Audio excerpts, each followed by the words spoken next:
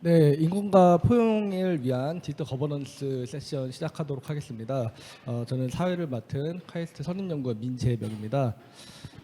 총 90분 세션으로 초반 30분 동안은 인권과 디지털이라는 주제 아래 패널분들의 다양한 관심사와 기조 발언 형식으로 3분씩 발표를 시작하고요. 이후 60분은 기조 발언을 바탕으로 국제 흐름에 기반한 국내 디지털 접근성과 인권이라는 주제로 진행하려고 합니다. 네, 이제 해당 60분은 자유로운 토론으로 이제 이어가는 방식으로 진행이 될 거고요. 인권 주제다 보니까 입법과 인론과 반론의 찬반 토론이 아닌 논제와 쟁점에 대한 토론으로 흐름을 이어갈 수 있도록 하도록 하겠습니다. 네, 먼저 정재환 변호사님부터 3분 동안 지금 발표를 먼저 진행이 돼 있는 거죠? 송 선생님. 네. 먼저 기조 발표를 먼저 시작하도록 하겠습니다. 네, 송채원 선생님.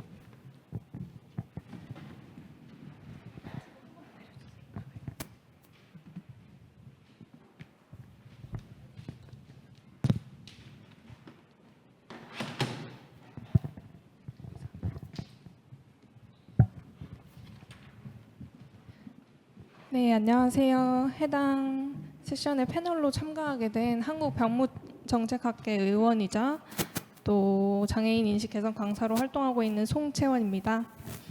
저는 후천적 시각장애인으로서 장애인 인권 권리에 대한 깊은 관심을 가지고 있습니다. 오늘 그래서 저는 디지털 시대의 인권이라는 주제 안에서 장애인의 포괄적 접근성에 대해서 여러분들과 이야기를 나누고자 합니다. 특히 최근 유럽연합에서 발의된 유러피안 어세시빌리티 액트라는 유럽 접근성 법안을 중심으로 포괄적 접근성의 중요성에 대해서 말씀드리겠습니다. 디지털 기술의 발전은 우리 생활의 모든 측면을 변화시키고 있습니다. 정보와 서비스에 대한 접근이 점점 디지털화됨에 따라서 모든 사람이 이러한 변화의 혜택을 누릴 수 있도록 보장하는 것이 중요합니다. 여기서 중요한 것은 단순히 기술을 제공하는 것이 아니라 모든 사람이 평등하게 접근할 수 있도록 보장하는 것입니다. 이는 디지털 시대의 새로운 인권이라고도 할 수 있습니다. 이러한 흐름 속에서 EAA는 유럽연합이 채택한 법안으로 장애인을 포함한 모든 사람이 디지털 환경에 접근할 수 있도록 보장하는 것을 목표로 합니다. 이 법안은 제품과 서비스의 접근성을 개선하기 위한 규정을 담고 있으며 기업과 정부가 접근성을 고려하도록 요구하고 있습니다. 이는 장애인이 독립적으로 생활하고 사회에 적극적으로 참여할 수 있는 중요한 기반을 마련하는 행위라고도 할 수 있습니다. EAA의 세부 내용은 공공기관과 민간기업의 웹 접근성, 모바일 애플리케이션과 온라인 쇼핑몰 및 금융 서비스의 접근성 보장, 교통 예약 시스템과 정보 제공 서비스의 접근성 강화, 그리고 전자기기와 소프트웨어의 접근성 기준 강화입니다. 네, 포괄적 접근성은 단지 물리적인 접근성을 떠나서 정보와 서비스에 대한 전반적인 접근을 의미합니다. 이는 두 가지 측면에서 중요한데요. 첫 번째로는 사회 전체의 포용성과 다양성 증진, 그리고 기술 사용자 증가 및 신산업 분야 창출로 인한 경제적 측면입니다. 유럽연합의 EAA 통과는 우리나라에도 굉장히 중요한 영향을 미칩니다. 우리나라가 유럽에 수출하는 전자기기는 EAA 규정을 준수해야 하기 때문에 제품 설계 및 개발 단계뿐만 아니라 배리어 프리 접근성에 대한 국내 가이드라인이 필요한 상황입니다. 우리나라에서도 포괄적 접근성 기준을 강화하고 국제 흐름에 발맞춰 나간다면 글로벌 시장에서 경쟁력은 물론이고 수출 증가는 물론 대한민국은 우리들 자손의 안전과 자유와 행복을 확보한다라는 헌법 전문과 같이 국민의 행복과 자유에 한 걸음 더 다가갈 수 있을 것입니다. 디지털 사회에서 포괄적 접근성에 대한 고려는 장애인을 단순히 디서빌리티가 아닌 디파빌리티, 즉 다른 형태로 작업을 수행하는 사람으로 전환하는 데 기여할 것입니다. 오늘날 한국의 차별금지 조항의 법률들은 전부 책임자나 행위자가 관련 지침을 미준수할 시 처벌 및 법적 책임을 묻게 되어 있으나 접근성 관련 품질과 같은 조항은 여전히 권장 조항으로 남아 있습니다. 우리 사회가 의무사회로 나아갈 수 있도록 모두가 노력을 해야 하는 상황입니다. 마지막으로 장벽 해소에 도움이 되는 따뜻한 기술의 발전을 환영하고 이를 위한 정확하고 세밀한 성격의 차가운 기술의 뒷받침을 기대하면서 이상으로 발제를 마치겠습니다. 감사합니다. 네, 송채원 의원님 발표 잘 들었습니다. 이제 디지털 거버넌스 관련돼서 다양한 이제 사람들의 이제 참여를 보장할 수 있도록 배리어 프리가 중요하다라는 말씀을 해주셨는데요. 이제 저도 예전에 이제 수어를 이용하는 사람들이 기술 발전을 통해서 텍스트 투 이제 사인 랭귀지 방식으로 이제 글을 입력하거나 말을 하면은 AI가 자동으로 수어를 번역을 해줄 수가 있으면 좋겠다 하고 관련 기술을 몇 년 전에 살펴봤는데요. 그 당시에는 이제 컴퓨팅 파워가 좀 모자라서 쉽지가 않겠지만 현재로서는 AI 기술이 발전함에 따라서 충분히 도입할 수 있는 개념이지 않을까라는 생각을 했었고요. 장애 당사자분들에게 물어보니까 이제 글씨로 보는 것보다 수어로 이제 보는 게 인식이 훨씬 빠르다라는 그런 답변을 해주셨어요. 그래서 디지털 거버넌스에 있어서 이런 장애인과 비장애인 모두가 함께 이제 사용하기에 쾌적한 환경을 만드는 것이 중요한 아젠다가 아닐까 하는 생각을 갖게 되었는데요.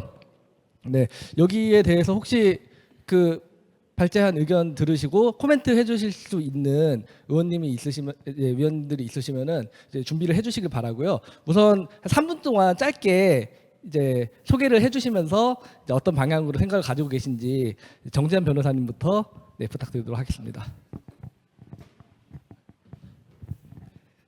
예, 안녕하십니까. 정재한 변호사입니다. 사실 아직까지 이 분야에 있어가지고 아직 인공지능이나 이런 부분에 있어가지고 이제 초기 단계에 있기 때문에 섣불리 이거에 대해서 제안을 하거나 이런 부분을 진행하는 게 과연 맞는지에 대한 의문은 조금 있어요. 그러니까 지금 정부에서도 외국에서는 이에 대해서 기본적으로 지금 규제 위주로 가고 있는데 우리나라는 사실 외국만큼 그렇게 그 기술이나 이런 거에 있어서 조금 더 발전되지는 아직 못한 상황이라서 지금 상황에서 사실 규제나 이런 쪽으로 가기보다는 사실 조금 더 조금 산업을 좀 더 이렇게 넓히는 방향으로 사실 가야 되지 않나라고 생각은 하고 있긴 합니다. 하지만 이제 결국은 인권이라고 하는 게 결국 기본권이랑 관련된 건데 이 기본권과 관련해서는 결국 법률에서 이제 이거에 대해서 법률에 규정을 두면서 제한을 이제 해야 되는 그런 내용들이 있고 이건 결국 최소한으로 그쳐야 되기 때문에 지금 이 자리에서 이와 관련해 가지고 우리가 어떻게 하면 어떤 분야에서 어떻게 최소한으로 이제 기본권을 제한하면서 사람들에게 조금 더 효용을 줄 수 있는지에 대해서 이야기를 했으면 좋겠습니다.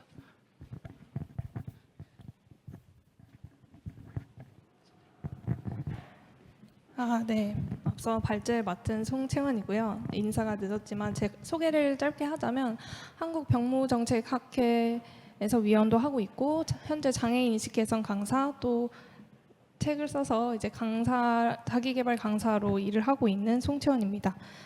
저는 제가 장애인 당사자이기도 하고 사실 장애인 인권에 굉장히 관심이 많아서 이 디지털 사회에서 인권적인 측면에서 우리가 어떻게 대응을 해야 하는가에 대해서 깊이 생각을 해보았습니다. 그래서 오늘 제가 하는 논의가 이 인권적 측면에서 한국이 앞으로 법제화하는데 어떤 기조로 가야 할지 어떤 것을 고려해야 할지에 도움이 되었으면 좋겠고 열심히 하겠습니다. 감사합니다. 네, 안녕하세요. 저는 더 나은 세상을 위해서 선한 교육을 고민하고 있는 환경교육을 하고 있는 김소리라고 합니다. 오늘 이렇게 함께 모여서 디지털 거버넌스의 인권과 포용이라는 중요한 주제를 논의하게 되어 기쁩니다. 저 또한 디지털 기술을 교육 현장에서도 많이 활용을 하고 있는데요.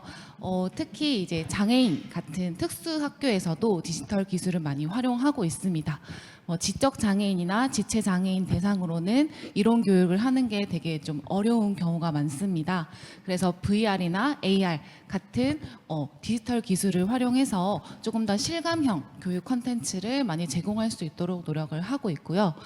VR을 통해서 아이들이 이제 막 수중 생태계도 탐험하고 동물원도 막 가보고 이제 가상 세계에서요 그런 걸 하는 모습을 지켜보고 있으면 저도 이 효과가 굉장히 좋다는 것을 좀 느끼고 있는데요. 하지만 이렇게 이 기술이 좋게 활용이 되기도 하지만 또 분명히 부정적인 영향도 있는 것 같습니다. 그래서 지금 이 시대에는 우리가 다양한 문제에 직면하고 있고 어떤 선택과 집중을 해야 하는지 거기에 대해서 좀 굉장히 많은 논의가 필요하다고 생각이 드는데요. 이 차후의 토론에서도 조금 더 많은 주제를 소개하고 다양한 좀 포괄적인 이야기를 나눌 수 있었으면 좋겠습니다. 감사합니다. 예, 안녕하세요. 반갑습니다. 저는 주식회사 새아람의 기업 투자 및 부동산 개발 시행 전문가 유경석 총괄이사라고 합니다. 아시겠지만 한국 사회에서 가장 큰 이슈 중 하나가 바로 부동산 투자 개발인데요. 디지털의 기술이 날로 발전하면서 과거 개발 사업의 시행과 시공의 기간을 굉장히 단축함으로써 산업 발전에 큰 기여를 하고 있습니다. 보통 개발 과정의 첫 순서가 토지 매입 단계에서 시작한다고 봐도 무방한데요.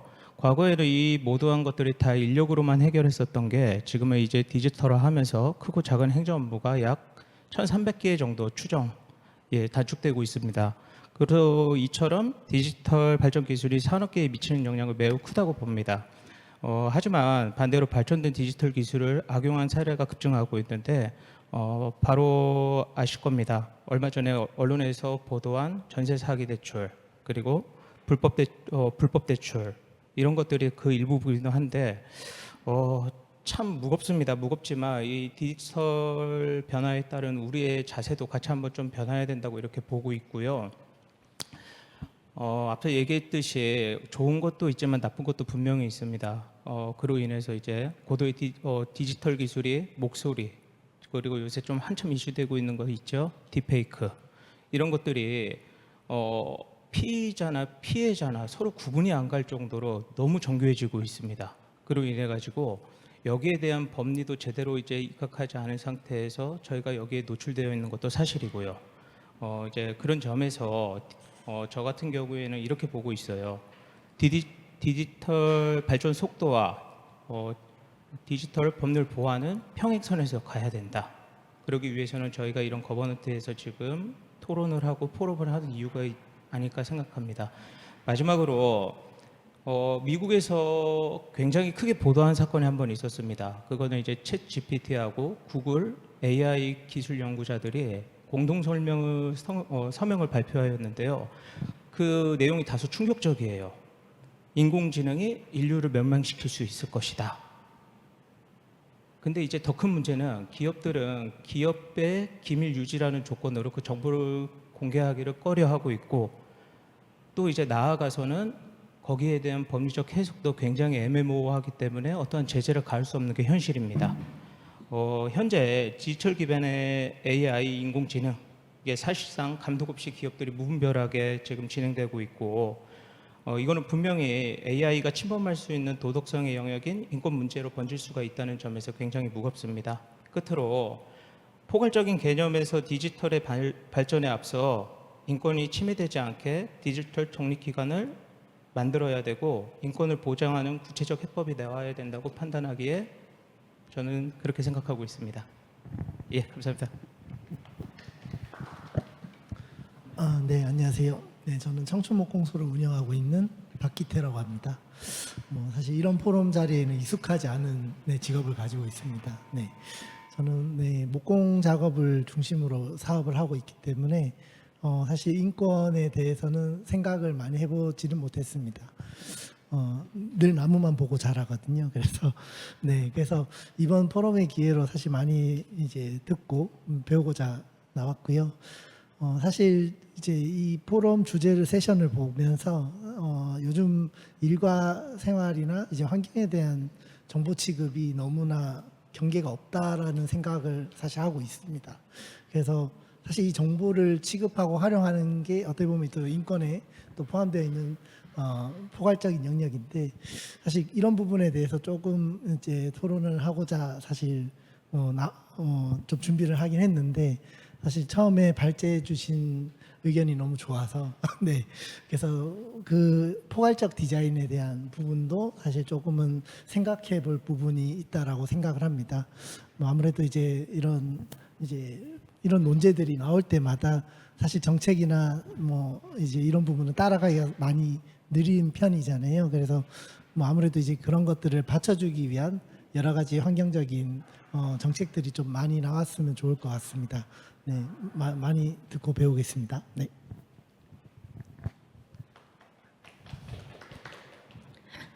네, 안녕하십니까. 기획재정부 복권사업 수탁사업자 동행복권 대외협력실 김지윤입니다. 반갑습니다. 저는 청년 시기부터 국무총리 청년정책조정위원회, 여성가족부 정책자문위원회에서 활동을 하면서 의사결정 과정에 있어서 청년의 목소리를 내는 당사자이자 현재는 이제 기업 내 ESG 업무를 담당을 하고 있는 그런 실무자로서 이제 활동을 하고 있습니다. 작년에 이어서 올해도 좀 귀중한 기회를 얻어서 이렇게 발언을 하게 되었는데요. 또 보니 오늘 토론회의 주제가 인공지능 시대 안전과 인권의 멀티 스테이크홀더 거버넌스, 그리고 오늘 저희 세션의 이름도 이제 국내 디지털 접근성과 인권에 관련된 내용인데 ESG 실무자로서 조금 몇 마디를 할 수 있을 것 같아서 이렇게 마이크 잡게 되었습니다. 많은 분들께서 아시고 있는 것처럼 인터넷과 그리고 인터넷 거버넌스의 확산이 실제적으로도 시간적, 공간적 한계를 뛰어넘는 혁신을 이루었다는 것은 사실입니다.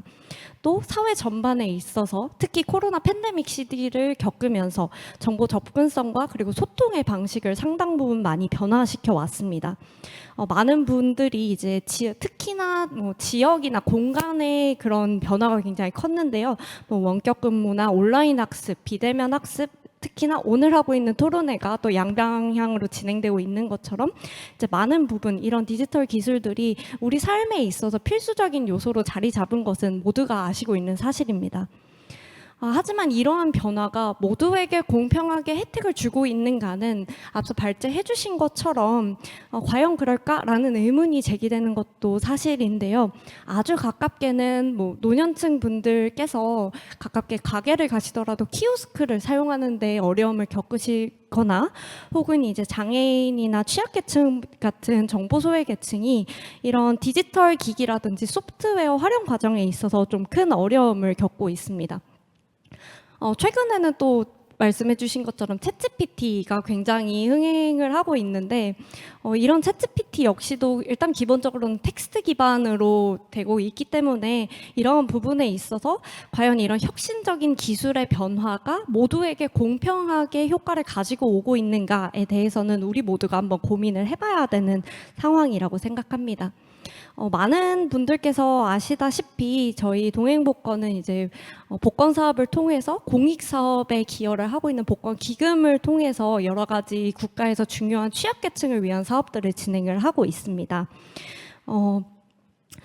이런 복권 사업들은 많은 부분 다른 나라에서도 국가의 주도로 많이 이루어지는 경우가 많은데요. 현재 ESG에 대해서 굉장히 선도적으로 보이고 있는 유럽 국가의 같은 경우에는 이런 기금 사업을 하더라도 지속 가능성 사업과 더불어서 접근성을 확대하기 위한 사업들을 지원하기 위해서 굉장히 노력을 많이 하고 있습니다. 아주 예시를 들더라도 기후위기 대응 기금이라고 하시면 많은 분들께서 뭔가 기후위기를 대응하기 위해서 태양광 설치 사업이라든지 이런 것들을 많이 할 수 있겠구나라는 생각을 하시지만 유럽 국가들은 그런 것을 더 넘어서서 이런 기후위기 대응에 있어서 장애인 같으신 분들, 자폐인 같으신 분들을 어떤 식으로 이 활동에 더 참여할 수 있게끔 할 것인가, 모두가 함께 할 수 있는 기후위기 대응은 어떤 식으로 할 수 있을 것인가에 대한 고민을 굉장히 많이 하고 있습니다. 따라서 ESG 실무자로서 또 이제 공익사업에 기여하고 있는 이런 기금에 기여하고 있는 사람으로서 우리나라에서도 단순히 사업을 지원하는 측면을 넘어서서 이런 접근성에 대한 고민을 조금 더 해보면 좋지 않을까라는 생각을 하게 되었습니다. 제가 준비한 말들이 조금 많은데 이후에 이제 조금 더 토론 진행하면서 더 몇 마디 얹을 수 있도록 하겠습니다. 감사합니다. 안녕하세요. 저는 이화여자대학교에서 사학과 내인지과학을 공부하고 또 인터넷 거버넌스 전문가 그룹으로 활동하고 있는 금소담입니다. 앞서서 모든 토론자분들의 말씀처럼 디지털 기술은 우리 삶을 윤택하게 만들어준 것은 사실입니다. 그러나 이번 세션의 제안 취지처럼 이러한 디지털 기술이 우리 삶에 많은 영향을 미치고 있는 만큼 그 부정적인 측면에 대해서도 고려할 수밖에 없습니다. 최근에는 디지털 성범죄, 사이버불링, 혐오 표현 등 현실에서도 일어나고 있는 다양한 부정적인 부분들이 인터넷 상황에도 동일하게 일어나면서 어려움을 겪고 있습니다. 또한 앞서 말씀해 주신 바와 같이 장애인과 고령층, 지역별 격차 등 다양한 정보 격차 문제도 함께 해결해야 되는 우리에게 주어진 문제가 되었습니다. 이러한 상황에서 디지털 기술은 인권을 옹호하고 또 증진하며 포용적인 사회 시스템을 구축하는 기반으로서 디지털 기술이 필요하다는 점을 의미하고 또 그런 논의를 하기 위해 오늘 이러한 자리를 만들어주신 거라고 생각합니다. 인권 친화적이고 포용적인 지능 정보 사회의 미래를 만들어가기 위해서는 다양한 이해관계자의 참여 증진이 필요하다는 점에 깊게 공감합니다. 이에 한 개인이자 또 청년으로서 피부로 경험하고 있는 다양한 문제에 대해 오늘 토론에서 말씀드리고자 합니다. 결론적으로 오늘 토론을 통해 인터넷 상에서도 현실과 동일하게 인권이 중시되어야 한다는 사실을 강조하고 디지털 거버넌스와 인권 증진을 위한 정책 발전의 기초를 만들어가는 시간이 되길 바랍니다. 또 많이 배우겠습니다. 감사합니다.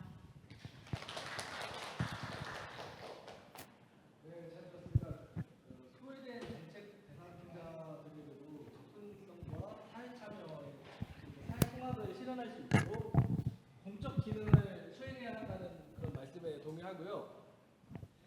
디지털 기술에 대한 포용적인 접근을 촉진할 수 있는 방안이 혹시 있으시다면은 발언해 주시기 바랍니다. 혹시 네, 자유롭게 마이크 드시고 말씀해 주시면 되겠습니다.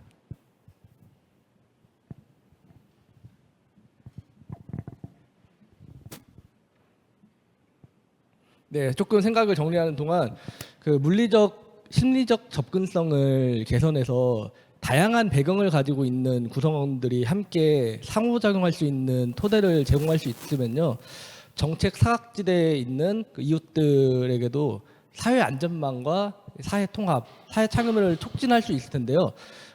우리가 이 세션에서 주요 논의해야 될 주제는 아까 말씀드린 디지털 기술에 대한 포용적 접근을 촉진할 수 있는 방안. 네, 그리고 인권과 포용이 왜 디지털 거버넌스에서 중요한 원칙인가? 디지털 거버넌스 및 인권 증진을 위한 새로운 정책은 무엇인가? 이렇게 세 가지 토픽을 가지고서 이제 이야기를 나눌 건데요. 네. 이런 측면에서 가장 먼저 고민을 해야 되는 부분이 디지털 기술에 대해서 포용적인 접근을 하기 위해서는 어떤 부분에서 이제 접근해야 되는가? 어렵지 않습니다. 인터넷 접근이라든가 이런 부분에 있어서 마우스 같은 경우도 처음에는 이제 그 장애인들이 사용하기 좋은 목적으로 이제 만들어진 거고요. 우리가 만들어가야 할 인터넷 거버넌스 환경이라는 것들도 이러한 측면에서 하나씩 고려해 나가면서 진행하는 것이 좋은 방향성이라고 생각을 합니다.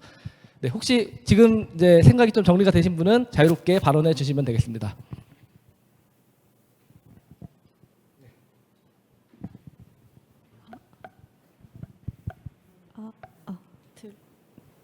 켜져. 네. 저는 두 가지 정도를 조금 제안을 드리고 싶은데요. 먼저 첫 번째는 이제 앞서 말씀드린 것처럼 많은 유럽 국가들이 이런 기후 위기라든지 지속 가능성 사업에 있어서도 많은 분들의 다양성을 확대하기 위한 사업들을 많이 지원을 하고 있다고 이제 말씀을 드렸습니다. 이 사업을 확대해 나갈 수 있는 이유, 그리고 이 사업이 실제적으로 효과성을 보일 수 있는 이유는 저는 다양한 영역과 지역의 비영리 단체들과 협력을 적극적으로 해나간다는 측면이라고 생각합니다. 여기에서는 이 단체들이 즉 이해관계자가 될 수 있겠죠. 실제로 우리나라 사례에서 보면은 SK 행복나눔재단이 최근에 이제 이런 장애인 청년분들의 여러 어려움들을 디지털적으로 해소하기 위해서 이런 단체들과 굉장히 적극적인 협력 사업들, 사회공헌 사업들을 운영을 하시고 계신 것으로 알고 있는데요. 아무래도 당사자가 가장 잘 알 수밖에 없기 때문에 현재 이제 사업들은 아직까지 우리나라의 많은 공익 사업들 같은 경우에는 좀 국가 주도 혹은 아니더라도 이제 준정부 기관 주도로 이루어지고 있는 경우들이 많기 때문에 이런 거버넌스를 설계하고 진행하는 과정에 있어서도 이런 전문성과 당사자성을 가지고 있는 많은 이해관계자, 당사자 단체들과 이런 협업하는 것이 중요하지 않을까. 또 최근에는 이제 굉장히 여러 가지 각자 개인이 겪고 있는 삶의 환경이 굉장히 많이 다르기 때문에 그런 식으로 접근 방식을 달리해야 한다라고 하는 것이 제가 첫 번째로 제안을 드리고 싶은 것이고요. 두 번째로는 많은 분들이 이제 유니버셜 디자인이라고 하는 단어를 많이 들어보셨을 건데요. 이제 이런 제품이나 시설이나 서비스를 이용하는 사람이 성별, 나이, 장애 이런 어떠한 사회적 배경과 관계없이 제약을 받지 않도록 설계하는 것을 이 유니버셜 디자인이라고 한다고 합니다.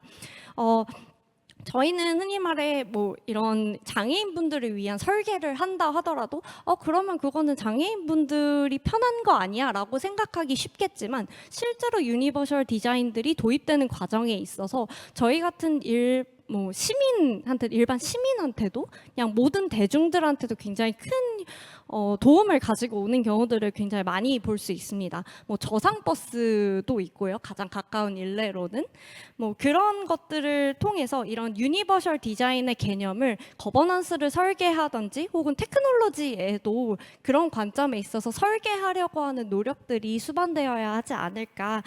이 정도 제안 드리고 싶습니다. 감사합니다.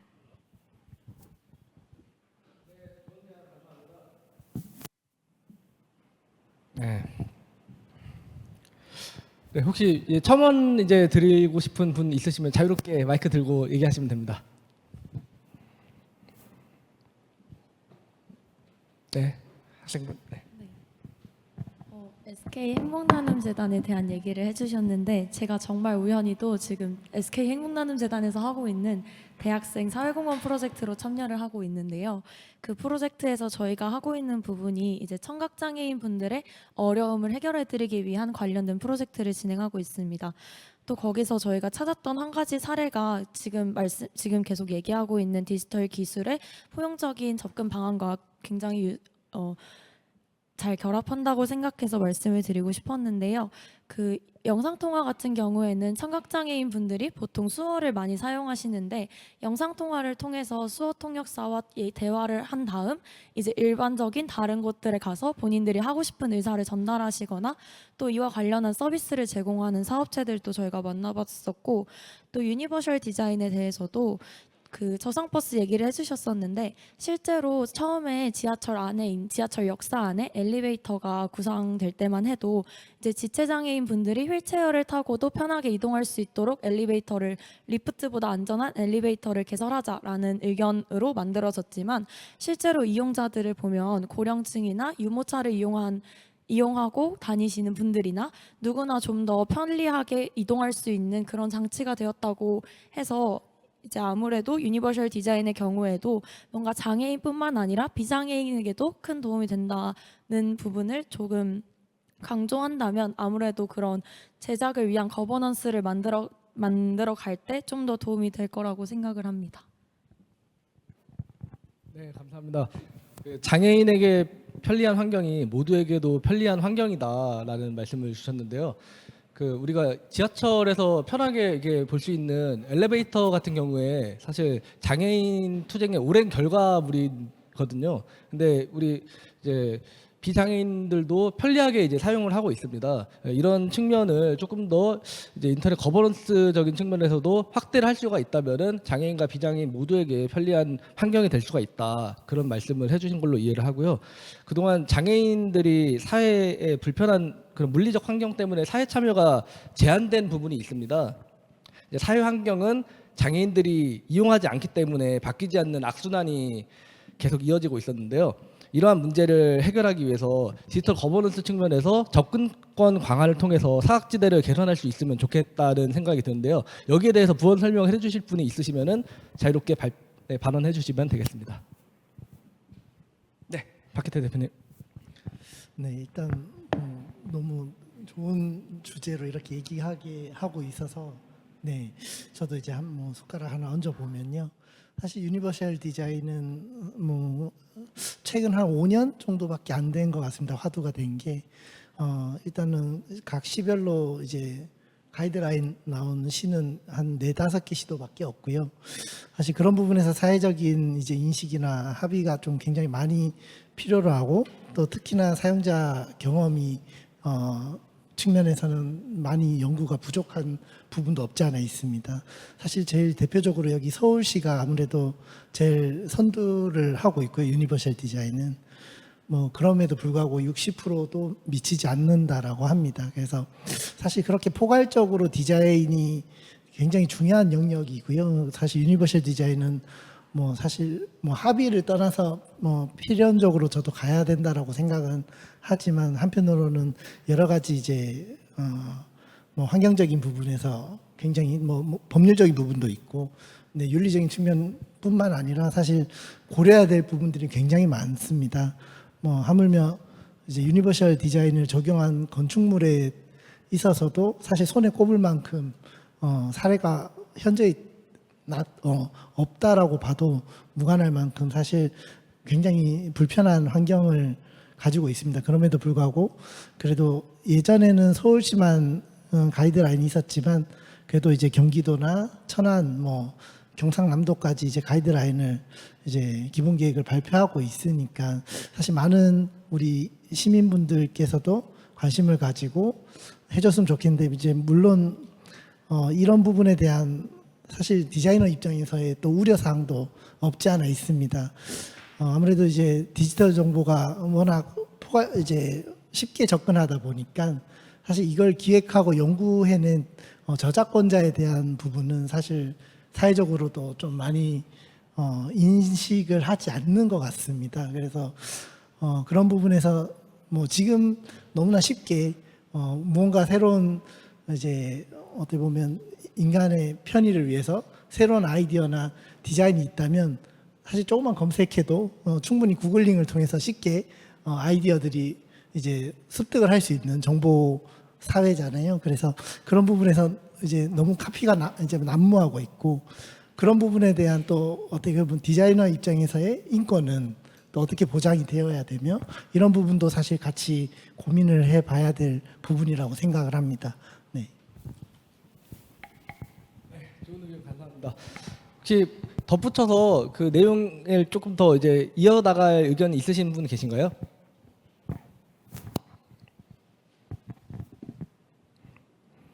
네, 그 장애인의 어떤 인권에서 시작된 그 베리어 프리 그리고 유니버셜 디자인 개념이 그 함의가 굉장히 확장이 많이 된 것 같습니다. 디지털 거버넌스 용어까지 지금 이런 베리어 프리 개념을 이제 좀 심도 있게 논의를 해주고 계신데요. 네, 이제 조금 더 이제 내용을 좀 좁혀서 이런 베리어 프리라든지 이런 기술적인 부분, 네, 그리고 앞으로 디지털 거버넌스에서 어떤 원칙을 가지고서 인권과 포용을 이제 점진적으로 이제 구현해 나갈 것인지에 대한 의견을 좀 듣고 싶습니다. 혹시 정지한 변호사님 여기에 대해서 좀 코멘트 부탁드려도 괜찮을까요? 네. 네. 네. 사실 물리적 접근성이라는 베리어 프리, 뭐 유니버셜 디자인에 대한 관심이 한 6여 년 전부터 많이 있었던 것 같은데요.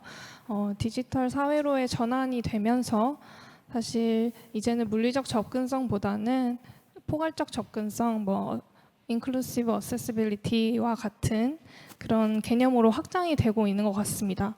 그래서 제가 앞에 이제 참가했던 세션 에듀테크도 물론이고 이번 세션에서 말할 뭐 AI나 증강지능과 같은 이제 디지털 접근성을 모두 포함해서 생각을 해보면 사실 디지털 기술과 정보를 이용할 수 있도록 하는 단순한 접근성이 아니라 이게 정부나 사회가 얼마나 그들을 위해서 인권을 보장하고 존중하느냐를 보여주는 척도이기도 합니다. 사실 우리나라 제가 앞서서도 뭐 유럽의 EAA나 뭐 잘된 것 사례를 이제 말씀드렸지만 사실 국내에서도 디지털 접근성을 향상시키기 위한 다양한 노력이 이루어지고 있습니다. 예를 들어서 한국정보화진흥원에서는 웹 접근성 품질 인증 제도를 운영하여 공공 및 민간 웹사이트가 접근성 기준을 준수하도록 장려하고 있습니다. 이 제도는 장애인들이 웹사이트를 이용을 하는데 불편함이 없도록 하기 위한 것을 목표로 하고 있고요. 또 지속적인 모니터링과 개선을 통해서 접근성을 강화하고 있습니다. 또 2021년부터 시행된 장애인 차별금지법 개정안은 공공기관뿐만 아니라 민간 기업들도 웹사이트와 모바일 어플리케이션의 접근성을 강화하도록 요구하고 있습니다. 따라서 이렇게 장애인들이 일상생활에서 디지털 기기와 서비스를 이용하는 데 있어서 겪는 어려움을 해소하기 위한 좀 정부적인 차원이 많이 이루어지고 있는데요. 사실 여기서 이제 AI와 같은 기술의 발전은 상당히 장애인들에게 고무적인 현상이기도 합니다. 하지만 이 오감을 느낄 수 있는 증강지능을 포함을 해서 뭐 챗GPT, 이제 감정을 느낄 수 있는 AI도 나온다고 하는데요. 그런 것들이 점점 나오면서 더욱더 중요한 역할을 할 수 있다고 생각을 합니다. 그래서 AI 기술이 디지털 접근성을 크게 향상시킬 수 있는 잠재력을 인정을 하고 또 사용자 맞춤형 접근성 기능을 탑재를 한다면 각 개인에게 필요에 맞는 최적의 디지털 환경을 제공할 수 있을 거라고 생각합니다. 따라서 앞으로 우리나라에서도 EAA와 발맞춰서 국내에서 법을 어떻게 제정을 할지 또 이들을 위해서 어떤 보장을 해주는 이제 제도를 만들지에 대한 논의도 이루어져야 한다고 생각을 합니다. 사실 유럽의 EAA와 같은 법안들은 선제적으로 어떤 정책이 생기기 전에 법안을 먼저 만들어버린 것이기 때문에 이것이 갖는 의미가 굉장히 함축적이고 또 여기에 대해서 사실 지금 현재 장애인분들의 반발도 굉장히 많이 일어나고 있는 상황입니다. 실제로 장애인의 의견을 담지 않은 법안이 어떤 의미가 있는지에 대해서도 논의가 되고 있는데 사실 그래도 없는 것보다는 있는 게 낫다. 선제적으로 법령을 만들고 앞으로 기술의 나아감에 있어서 어떤 가이드라인을 제시해 줄 수 있는 방향이 좀 중요하다라는 의견이 그래도 대부분인 것 같습니다. 그래서 우리나라에서도 이러한 좀 배경적인 이해를 바탕으로 앞으로 더 어떻게 나갈 것인지 또 디지털 기술에 있어서 한국형 기준은 어떻게 만드는 것이 좋을 것인지 유럽과 상생할 수 있는 방안이 어떤 것이 있는지 고민해 보면 좋을 것 같습니다. 감사합니다. 네, 잘 들었습니다. 디지털 거버넌스에 대한 어떤 새로운 뭐 정책적인 그런 논의들이 더 필요하다라는 의견에 적극적으로 동의하고요. 장애인 관련 정책에 대해서도 저도 관심이 되게 많습니다. 지금 전체 인구 대비 그 장애 인구 비율이 5% 정도 되는데요. 현재 장애인 의무 고용률은 3.1%에서 3.8% 정도가 됩니다. 이제 해마다 장애인 고용공단에서 올리고 있고 법적으로도 5%까지 올릴 수 있다고 합니다. 이게 장애인이 5%니까 직장에서도 5% 정도 되면 평등한 게 아닐까 하는 그런 생각에서 비롯이 된 거라고 보이는데요.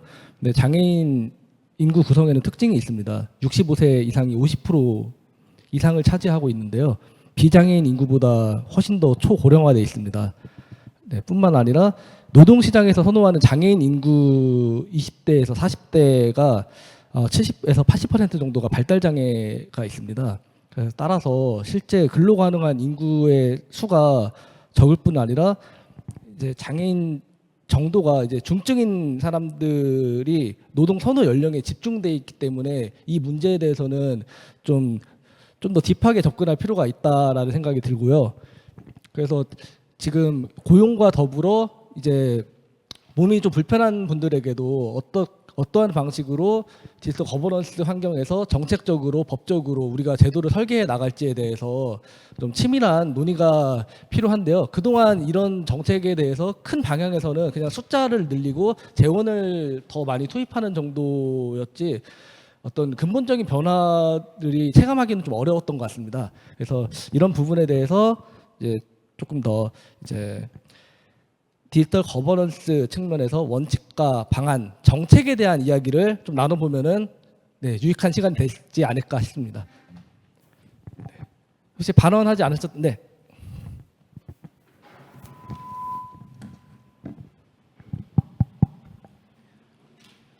아, 예. 그 얘기 잘 들었습니다. 그 되게 좋은 얘기로 이렇게 저 설명을 잘 해주시니까 귀에 쏙쏙 들어오는데, 제가 서두에 한번 말씀드렸듯이 디지털 거버넌스는 변화하는 디지털 환경에 맞추어서 인권을 보호할 수 없는 법률 기반이 확립되어야 된다고 저는 판단하고 있어요. 그 이유는 뭐냐면은 지금 장애인, 비장애인들 이렇게 지금 나누고 계시는데, 우리가 이미 그 디지털 영역에서 윤리 기준만으로는 부족하기에 더욱 필요한 것이 바로 이런 것이 아닐까 이렇게 생각을 하고 있습니다. 그래서 이런 것들이 입법이 되고 디지털 관련된 법률 입법이 되고 이렇게 되면은 저는 장애인들을 위한, 이게 기업이 아닌 장애인들을 위한 디지털 법안이 먼저 선행되어야 된다고 생각을 하고 있고요. 그리고 얼마 전에 그 국제통신연맹 사무총장 도린 보그만 마틴이라는 분께서 그런 말씀을 한번 하셨어요. 아직 전체 잠재력을 모르기에 어떻게 기술을 통제할 수 있는가? 이거는 굉장히 무서운 말인데요. 저희가 지금 발전하는 기술력에 못 따라간다는 얘기다 이렇게 볼 수 있습니다. 근데 저희가 이 앞전에 지금 말씀드렸듯이 장애인들에 대한 어떠한 입법을 이제 예고를 하고, 그리고 그에 대한 이제 행정 사항이 추진이 되려고 하면은 저희가 미리 준비를 해야 되는데 사실상 이제 국제통신연맹조차도 여기에 대해서 가늠을 못 하고 있다는 게 참 아쉬운 점이고요. 제가 그 챗GPT 아까 말씀드렸지만 구글도 마찬가지고 지금은 기업의 이익을 위해 한마디로 말해서 기업의 이익을 위해 저희가 디지털이 변화하고 있지 않나, 그런 쪽으로 약간 편중하고 있는 그런 추세라고 저는 그렇게 판단하고 있습니다. 거기에 관련돼 가지고 저희가 이제 앞으로 이거에 대한 윤리적인 측면도 그렇고 이거에 대한 획기적으로 그리고 발전을 도모하기 위해서는 전 세계 정부하고 지금 같은 우리 거버넌스 같은 그 시민 사회가 이제 함께 균형을 이뤄서 가야지만 그게 가능하다고 저는 판단이 됩니다. 그리고 이제 제가 개인적으로 장자연 변호사님께 한번 말씀드리고 싶은 게 있는데, 얼마 전에 되게 아이러니한 사건이 하나 있었어요. 그 변호사가 AI를 상대로 고소고발을 했습니다. 이거는 변호사법 그 34조 5항과 109조에 의해서 이렇게 고발을 했는데, 결국은 그겁니다. AI 자체가 변호사의 이익에 대한 침범을 하기 때문에 고소를 한 겁니다. 앞으로 이게 변호사분들의 문제가 아니라 일반 회사원 다니는 사람들까지의 문제가 분명히 있기 때문에 이런 거에 관련돼 가지고 어떻게 세금을 또 이제 추징을 하고 어떻게 할 건지에 대해서 혹시 법률적 견해와 방법이 있는지 한번 여쭤보고 싶거든요. 그 부분에 대해서 제가 뭐 깊이 있게 생각을 해보진 않았는데, 사실 뭐 그런 거와 관련해 가지고 결국은 업역에 대해서 이제 다 침범이 사실 있을 거라고는 생각은 하고 있긴 합니다. 뭐 지금 뭐 이제 사람들 간에도 사실은 뭐 변호사가 아닌 사람들이 변호사 업무를 하는 경우도 있고, 세무사가 아닌데도 세무사 업무를 하는 분들도 있고, 이제 이런 상황에서 사실 이게 AI라는 하나의 어떤 뭐 다른 도구를 사실 통하게 된다고 하면 오히려 더 쉽게 그렇게 이제 뭐 원래 자격이 없는 사람들이 자격이 있는 것처럼 이렇게 드러낼 수 있는 방법이 사실 될 수 있다고 생각하고, 뭐 어떤 직역이든 포함되겠지만 사무장이라고 하는 사람들이 다들 존재를 하기 때문에 그 사람들이 뒤에서 자금만 이제 뭐 자금만 조달을 하고서 실제 뭐 능력이 없는 사람을 이제 뭐 그냥 바지 사장처럼 내놓는 경우들도 많다고 생각해요. 이제 그런 상황에 이제 만약 이제 돌입하게 된다고 하면 실제로 이제 제대로 이제 서비스를 받아야 됐던 사람들이 오히려 제대로 뭐 서비스를 받지 못하는 경우들이 많이 발생할 거라고 생각을 해서, 일단 AI 관련해 가지고 어떤 사업을 하기 전에 그 AI를 주축으로 하는 쪽에 있어 검증 과정을 조금 거쳐 가지고 AI 사업을 뭐 본격화하기 전에 이 사람들이 이 사람들이 이 사업을 할 만한 적당한 뭐 규모라든지 사업성을 확보하고 있는지를 조금 더 거친다면 조금 그런 문제들이 좀 줄지 않을까라고 생각은 들긴 합니다.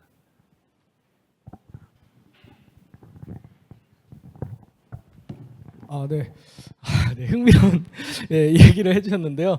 네, 잘 들었고요.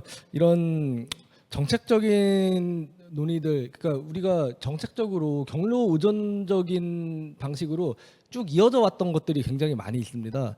우리나라가 장애인 고용 이제 부담제를 처음에 일본의 정책을 벤치마킹해서 이제 시작이 됐는데요. 지금 현재 일본을 추월했습니다. 근데 지금 유럽이나 이런 데서는 이런 할당 벌금을 부과하는 방식의 그런 할당제를 폐지하는 그런 기조가 있어요. 왜냐하면은 그 500인 이상의 이제 기업들 거의 큰 회사들이잖아요. 그런 큰 회사에서만 벌금을 통해서 고용을 하는 제도에서는 우리 일상에서 마주하는 이제 장애인분들과 함께 비장애인분들이 상호작용할 수 있는 토대를 만들기에 좀 제약되는 측면이 많다. 차라리 그런 벌금형 제도가 아니라 인센티브를 부여해서 일하고 싶은 장애인들과 장애인들과 함께 일하고 싶은 기업들이 협력할 수 있는 구조로 나아가는 방식이 좀 더 나은 방식이 아니겠는가 하는 그런 제도적 논의들이 지금 만들어지고 있는데요. 이런 좀 더 발전적인 논의에 대해서 혹시 의견이 있으신 분은 네, 발표해 주시면은 감사하겠습니다.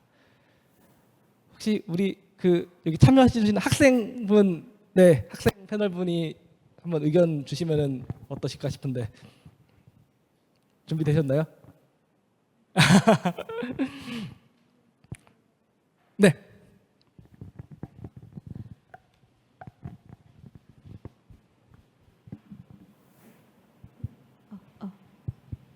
네. 저는 이제 사실 아무래도 말씀드린 것처럼 이제 ESG 담당자이다 보니까 좀 아무래도 ESG 관점에 있어서 조금 이런 다양성이라든지 포용성 문제를 조금 접근하게 되는 것 같습니다. 특히나 이제 이 문제가 이제 더 이상 기존의 CSR적 관점, 사회 공헌적인 관점을 좀 넘어서서 이제 기업이 살아남기 위해서 반드시 해야만 하는 이제 유럽이나 미국으로 수출해야 하는 기업들은 반드시 지켜야 되는 기준이 되어가고 있기 때문에 좀 이러한 측면에서 조금 접근을 하게 되는 것 같은데요. 사실 우리나라 기업들은 이야기를 듣건데 G 측면, 그러니까 거버넌스 측면이 굉장히 취약하다는 평가를 많이 받습니다. 국제 기준에서도. 사실 이것이 앞서 말씀해 주신 것처럼 사실 장애인 분들의 접근성에 대한 논의조차도 아직 좀 제대로 시작하지 못한 대한민국의 모습을 좀 보여주고 있는 것이 아닌가라는 생각이 들고 있고요. 현재 이와 관련해서도 뭐 KESG 기준이라든지 이런 것들을 좀 만들기 위해서 대한상공회의소나 이런 기업들 간의 논의가 굉장히 이루어지고 있는 것으로 알고 있는데요. 저는 현재 이 상황에 있어서 저희가 이런 다양성 측면, 뭐 장애인분들, 취약계층분들의 좀 목소리라든지 이런 것들을 좀 반영할 수 있기 위해서는 이런 S 측면, S가 소셜이라고 하는 이 사회 측면에 있어서 이런 분들의 소위 말해 고충이라고 할 수 있겠죠. 평소에 살아가면서 환경적으로 발생하는 그런 문제들을 고충 처리나 구제 측면에 있어서 좀 어떻게 반영할 것인가를 이런 ESG 트렌드와 발맞춰서 좀 함께 정책이나 제도를 만들어 나가는 것이 현재로서 저희가 가장 먼저 대응할 수 있는 좀 방안이 될 수 있지 않을까라는 생각을 합니다. 말씀해주신 것처럼 지금은 해외에 있는 그런 인터넷 거버넌스 기관에서도 좀 이것을 어떻게 대응을 해야 될지 모르겠다라고 말하는 과정에 있어서 저희한테 아주 조금이나마 방향성을 줄 수 있는 하나의 기준이 될 수 있지 않을까. 그래서 이런 것들에 있어서 좀 이런 가이드라인이 수립되는 과정에 있어서도 좀 이해관계자분들의 목소리를 듣고 기준을 수립해 나가는 것이 중요하지 않을까라는 첨언을 간단하게 드리고 싶습니다. 감사합니다. 네. 의견 감사합니다. 지금 가이드라인 관련된 그런 시도들이 굉장히 많이 나오고 있는 것 같아요. 최근에는 이제 문체부에서 작년 12월에 그 AI 이제 저작권 활용 가이드라인을 이제 발표를 했었거든요. 결국에는 어떻게 이거를 학습하고 공정 이용에 대한 대가를 이제 제공을 할 것인가. 당시 제가 이제 사례 모델로 하나 제시했던 거는 많은 그 장애인 분들이 발달 장애인 분들 중에서는 대부분 그림을 그리시는 분들이 많으세요. 그래서 발달 장애인들이 그린 그림을 학습을 하고 해당 아티스트의 화풍이나 이런 거에 대한 공정 이용료를 제공함으로써 가이드라인 플러스 사례를 같이 제공을 해줘야지 이제 실무에서 사용하기에 어려움을 적을 것이다라는 그런 의견을 전달드린 바가 있는데요. 근데 이 디지털 거버넌스에 좀 역설이 있습니다. 우리가 물리적 환경과 상관없이 디지털 환경으로 이제 넘어감으로 인해서 출퇴근이 필요 없는 일자리들이 이제 발생을 하게 되는데요. 그런 지금 장애인 고용 분담금을 통해서 공단에 쌓인 벌금이 한 7천억 정도가 돼요. 근데 이걸 어떻게 활용할 것인가에 대한 이제 논의도 조금 이제 필요할 것 같고, 누워 있는 분들이라도 몸을 못 움직이시는 분들이라도 원격 근무라는 그 명목으로 채용이 됩니다. 근데 그 고용을 연기하시는 분들은 고용보험공단의 답변서를 가지고서 영업을 하세요. 예. 채용을 해도 무방하다.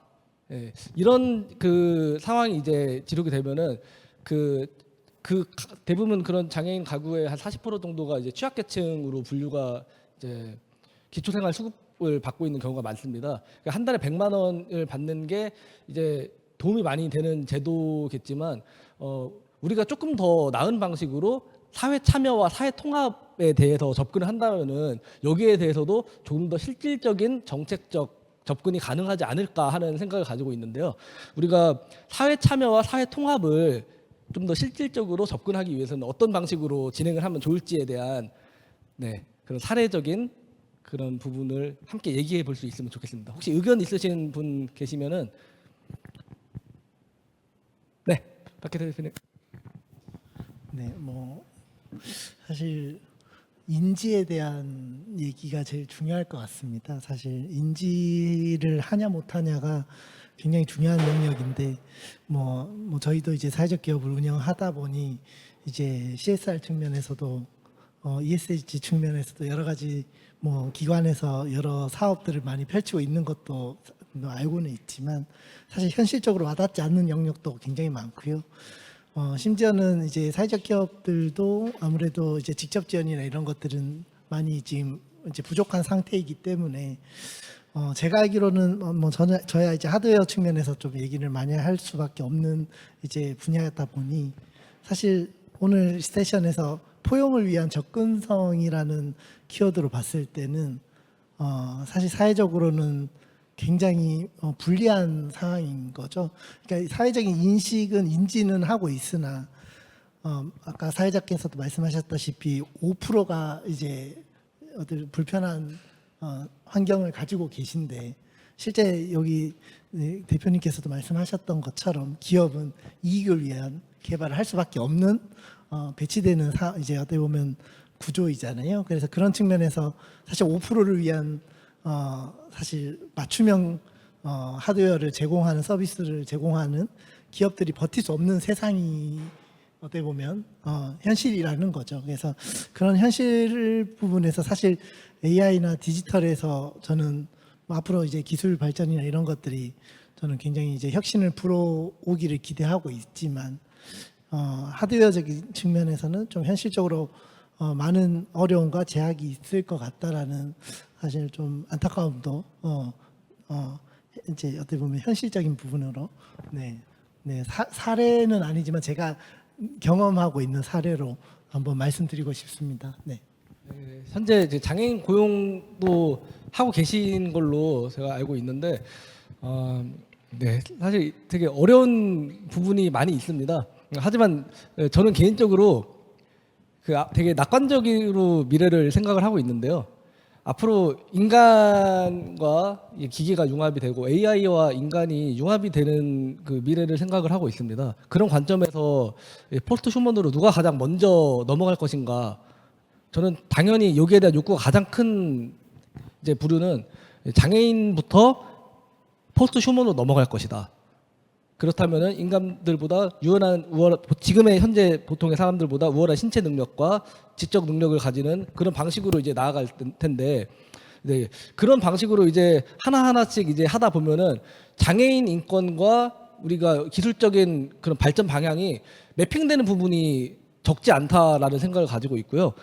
그리고 기술 발전을 통해서 우리가 그 예컨대 제가 앞단에 말씀드렸던 텍스트 글씨를 쓰면은 즉시 수어로 번역되는 기술 정도만 상용화된다고 하더라도 접근할 수 있는 기술 어떤 그 정보 습득의 량이 늘어나기 때문에 그런 좀 베리어 프리 개념을 빠르게 구현할 수 있는 부분이 상당히 많이 생길 수 있을 거라는 생각이 들고요. 우리가 이런 기술적, 제도적 이런 방안을 논의를 함으로 인해서 생각보다 기술은 이걸 구현함에 있어서 이미 많이 갖추고 있다라는 생각을 가지고 있습니다. 그래서 기술적인 분야 또는 정책적인 분야에서 조금 더 이제 코멘트를 지금 저희가 시간이 한 20분 정도 남았는데요. 네, 코멘트 부탁드리겠습니다. 얘기를 하다가 보니까 이제 저도 조금 생각이 난 게 이제 저희가 이제 소송을 할 때도 보면 사실 전자소송이라고 해가지고 법원에서 이제 전자소송 그 홈페이지를 통해 가지고 이렇게 들어갈 수 있는데 저도 처음 할 때도 이게 사실 어떻게 들어가는지 저도 잘 모르겠는데 이게 뭐 장애인이나 노인들이 과연 이거를 접근해 가지고 전자소송 방식으로 사실 할 수 있나 이렇게 생각했을 때 좀 어렵지 않나라는 생각이 조금 들었어요. 그게 가입부터 시작해가지고 자기 뭐 공인인증서를 등록하고 거기 들어가서 서류를 제출하고 하는 게 사실 그렇게 녹록치가 않은 것 같은데 사실 이런 부분에 대해서 뭐 그 개인이 찾아가가지고 그 사람들한테 설명을 해줄 수 있다고 하면 좋겠지만 사실 그건 사실상 힘들기 때문에 사실 기술을 통해 가지고 그 사람들한테 어찌 보면 뭐 이거 어떤 하나의 절차만 사실 이거 하나의 절차를 그냥 줄여서 해놓기만 하면 이 사람들이 그냥 클릭만 해서 그게 진행될 수도 사실 있다고는 생각을 하는데 지금은 뭐 좋은 디지털 절차가 있지만 그게 여러 절차를 거쳐서만 진행될 수 있도록 조금 이렇게 분산돼 있다는 생각이 조금 들어서 조금 기술적으로 이런 부분을 조금 하나로 이렇게 분산돼 있는 걸 조금 뭉쳐가지고 그 사람들이 다이렉트로 그냥 하나를 통해서 바로 이렇게 들어갈 수 있는 이런 부분을 좀 정비하면 좋지 않을까라는 생각이 조금 들었습니다. 네, 김소리 대표님 혹시 부연 의견? 네. 마침 이제 노인에 대한 얘기를 딱 해주셔가지고 제가 이제 노인에 대한 얘기를 좀 하고 싶었어요. 네, 장애인 관련된 얘기만 좀 하셔가지고 사실은 아까 사회통합에 대한 이야기를 하셨는데 정말 일상생활에서 소외되고 있는 건 전 노인이라고 생각을 하거든요. 정말 쉽게 얘기해서 아까 키오스크 말씀하셨잖아요. 너무너무 당연한 일상조차도 노인들은 굉장히 불편함을 겪고 있고 그 왜 키오스크 하세요 되게 이제 불친절하게 말하잖아요. 그 순간에도 어쨌든 굉장히 인권을 침해받고 있다고 저는 생각을 하는데 이런 부분에 있어서는 좀 해결이 되어야 되지 않나? 너무 다들 당연하게 여기고 있지 않나? 라는 좀 생각을 하게 된 것 같습니다. 그러면서 이제 노인이라는 대상들이 지금 디지털 기술을 통해서 어떤 좀 침해를 받고 있는지에 대해서 좀 많이 알아봤는데요. 너무 당연한 것들이 많더라고요. 좀 마음이 아팠던 것은 되게 LG 야구 팬이셨던 할아버지가 계셨어요. 근데 그분이 이제 LG 야구를 보기 위해서 잠실 야구장을 갔는데 현장 예매가 안 된다고 해가지고 굉장히 이게 망연자실하시면서 우두커니 서 있는 그런 기사가 굉장히 떴습니다. 그 경기 자체가 100% 온라인 예매였다고 해요. 이처럼 평생을 야구를 보고 사셨고요. 평생을 그냥 잘 살아왔던 분들이 디지털 기술로 인해서 더 불편해지고 있습니다. 저는 이게 굉장히 좀 아이러니하거든요. 그래서 이 부분에 대해서 좀 많이 논의를 해야 될 것 같고요. 그래서 이 디지털 기술이라는 것이 정말 좀 감수성이 담겨 있는 기술들이 되어야 되지 않은가라는 생각을 많이 하고 있습니다. 그래서 이 디지털 세상에서는 효율성이 정말 기준이 되면 안 되지 않을까 생각이 드는데 지금 요즘 ATM기도 되게 사라지고 있는 거 아시죠? 근데 지금 노인 인구에서 20%가 아직은 현금만을 사용하고 있다고 얘기를 하고 있거든요. 그럼 그분들은 어떻게 이 사회에 참여를 하고 어떻게 일상을 살아가야 하는 건지 전 좀 많은 의문이 들었던 것 같습니다. 그래서 우리가 뭔가 효율성, 경제성, 뭔가 우월성만이 유일한 기준이 될 것이 아니라 뭔가 사회 경제적 지위, 지리적 위치, 연령, 교육 수준, 뭔가 장애에 관계없이 모두가 접근하고 사용할 수 있는 포괄적인 기술을 설계해야 한다고 저는 생각을 하고요. 지금 인권 영향 평가 제도라는 게 있더라고요. 그러니까 이런 것들을 통해서 무언가 서비스가 새로 나올 때 이 인권 영향 평가 제도를 통해서 인권 침해 가능성을 점검해야 되지 않을까 좀 생각을 합니다. 그래서 이를 위해서 신기술이 인간의 권리에 미치는 영향을 평가하고 처음부터 인권을 유지하고 보호할 수 있도록 설계하는 것이 가장 먼저인 것 같습니다. 그래서 모든 사람이 기술 발전 혜택을 누릴 수 있는 기회를 보장하고 다수가 아닌 모두에 위한 기술이 되어야 되지 않을까라고 생각을 하면서 좀 다른 패널 분들의 얘기를 많이 듣고 싶습니다. 네. 디지털 거버넌스에서 인간 소외에 대해서 논의할 필요가 있다라는 점에 이제 동의하고요. 이제 이 기술 발전에 따라서 그 인간 사회의 문제점들이 디지털 공간에서 확대 증폭될 수 있다는 그런 생각들을 가지고 있습니다. 이제 SNS가 이제 발전함에 따라서 우리 사고가 좀 편협해지고 자기 확신적으로 만든다는 그 연구 결과가 굉장히 많이 있습니다. 왜냐하면 자기랑 비슷한 생각을 가진 사람들의 의견이 계속 노출되도록 알고리즘이 이제 유도가 되기 때문인데요. 이런 우리 사회의 공통의 가치가 디지털에 의해서 다양화되지 않고 이제 분열과 분해로 이어질 수 있다면은 이 부분에 대해서는 우리는 좀 더 경계할 필요가 있다라고 생각을 하고요. 오직 개인만 존재하는 그런 세상에서는 인간 사회가 더 많이 분열될 우려가 있습니다. 그래서 그런 서로에 대한 존중이 없이 그런 분열돼 있는 만인에 대한 만인의 투쟁이 아니라 우리가 이런 부분에 대한 경계를 가지고서 디지털 거버넌스를 설계하고 건설하는 데 참여해야 할 것 같은데요. 이런 인간 소외 현상을 극복할 수 있는 대안에 대해서 이제 남은 시간 한 15분 정도 좀 더 논의를 해보면 좋을 것 같습니다. 혹시 추가 의견? 네. 저는 제 경험을 바탕으로 말씀을 드리고 싶은데요. 제가 실제로 청소년 때 여성가족부에서 주최하던 청소년 특별회의와 청소년 참여위원회에서 활동을 하면서 청소년들을 위한 정책을 청소년이 직접 만든다는 것에 굉장한 어떤 자부심도 느끼고 그 정책이 실제로 시행되는 걸 보면서 청소년들이 본인들의 목소리를 낼 수 있다는 것도 스스로 많이 느끼게 되었다고 생각을 해서요.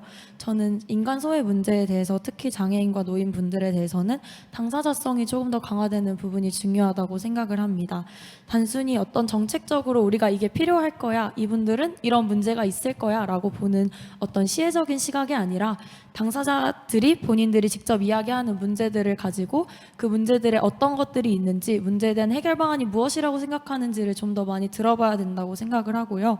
그리고 앞서서 말씀해 주셨던 인간 소외 문제에서도 실제로 어떤 기술적인 해결 방안을 생각해 보자면 신한은행 ATM이 최근 몇 년 전에 바뀌었던 걸로 기억을 하는데 그 전까지는 뭐 입금, 출금 이렇게 다소 어렵게 되어 있던 ATM 기계가 바뀌어서 돈 찾기, 돈 넣기 이런 식으로 되게 단순화되어서 노인분들에게도 사용을 편리하게 하도록 도와줬다는 그런 사례들이 있어서 앞으로 디지털 상황에서도 뭔가 홈페이지를 구성하거나 어떤 어플리케이션을 구성할 때나 키오스크를 구성할 때도 그러한 사례처럼 좀 더 단순화되고 누구나 접근할 수 있는 방향으로 나아가는 게 좀 더 중요하다고 생각을 했습니다.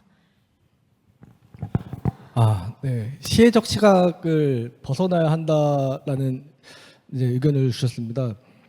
코로나로 우리 전 세계적으로 깨달은 게 내 옆에 이웃이 안전하지 않으면은 나 역시 안전할 수가 없다. 그래서 이 사회 모든 구성원들에게는 상호 돌봄의 의무가 존재한다라는 거를 깨달은 그런 계기가 된 것 같습니다. 추가적으로 혹시 의견 있으실? 네. 제가 생각하는 이제 거버넌스의 역할이라고 함은 물론 이제 제도적으로 개선이 이루어지기 위해서 효과적이고 합리적인 제도를 만들기 위해서도 물론 있겠지만 제 스스로 생각하는 그 참여하는 시민과 그 가장 큰 의의는 서로를 이해할 수 있는 것, 알 수 있는 것이라고 생각을 합니다. 저 역시도 이제 청소년 활동을 좀 했었는데 제가 굉장히 충격을 많이 받았었던 게 청소년이 학생이 아닐 수도 있구나. 청소년이 학교를 다니지 않을 수도 있구나라는 것이 저한테 굉장히 큰 그런 알에 대한 나와 다른 환경에 있는 사람에 대한 깨달음, 이해 이런 것들이었고 이제 그걸 바탕으로 계속해서 의사결정 과정에 있어서 이제 참여를 해 왔었는데요. 요즘 시대는 소위 말해 알고리즘의 시대라고 해도 과언이 아닐 만큼 우리는 인스타그램에서 말씀드린 야구 하나만 쳐도 그날은 이제 야구 경기 영상, 쇼츠, 야구 패션 영상, 야구장에서 뭘 먹는지 이런 수만 가지 내가 관심 있는 것들에 대한 것을 온갖 것을 집약해서 볼 수 있는 그런 시대라고 생각을 합니다. 어떤 분께서는 이제는 우리는 핵개인의 시대다라고 표현할 정도로 우리는 우리가 보고 싶은 것, 내가 아는 것만 볼 수 있는 시대가 되었다고 생각합니다.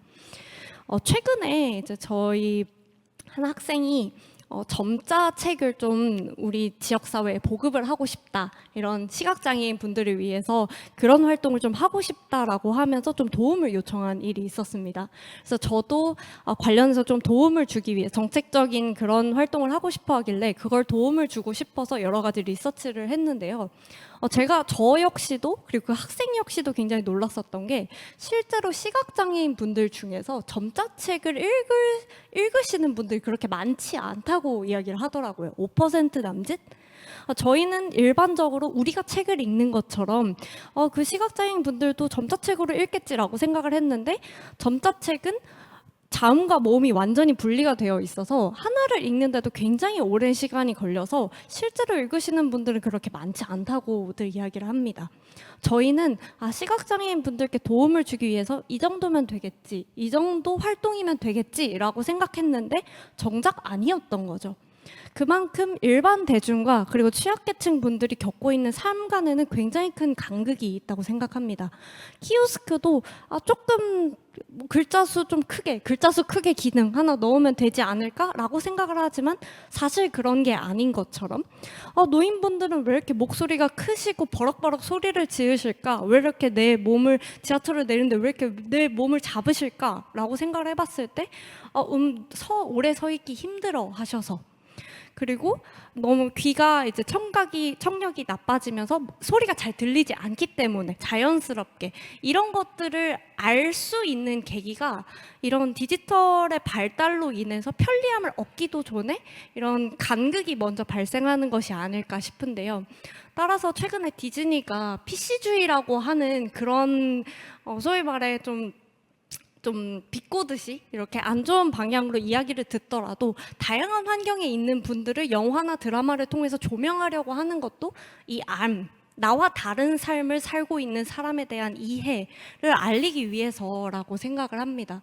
따라서 이런 알고리즘을 설계하는 과정에 있어서도 좀 다양한 환경에 있는 분들을 어느 정도라도 그냥 내가 보고 싶은 것만 보는 것이 아니라 이런 것들에 대한 기술에 대해서도 사람에 대한 이해, 사람을 위해 사용될 수 있는 것들, 나랑 다른 삶을 살고 있는 사람에 대한 것들도 보여줄 수 있는 그런 기술 역시 같이 고민이 되어야 하지 않을까. 그것이 저희가 앞으로 이야기해 나갈 이런 인권의 거버넌스를 만들어 나가는 데 있어서 좀 도움이 되는 인식 개선 활동이 되지 않을까 첨언해 봅니다. 감사합니다.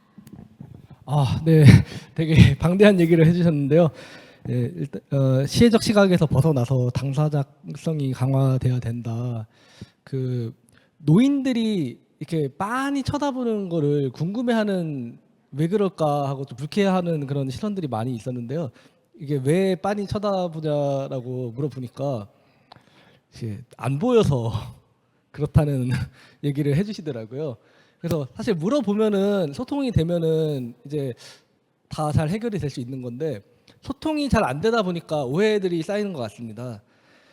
그리고 다양성과 정치적 올바름에 대해서 좀 구별하는 시각을 가져야 된다라는 거에도 당연히 이제 동의가 되고요. 앞으로 이제 인터넷 거버넌스에 대한 우리가 설계가 제대로 되지 않는다면은 이런 편향성이 더 강화되는 방향으로 갈 가능성이 높을 것 같아요. 그래서 여기에 대해서 혹시 변호사님 의견 있으십니까?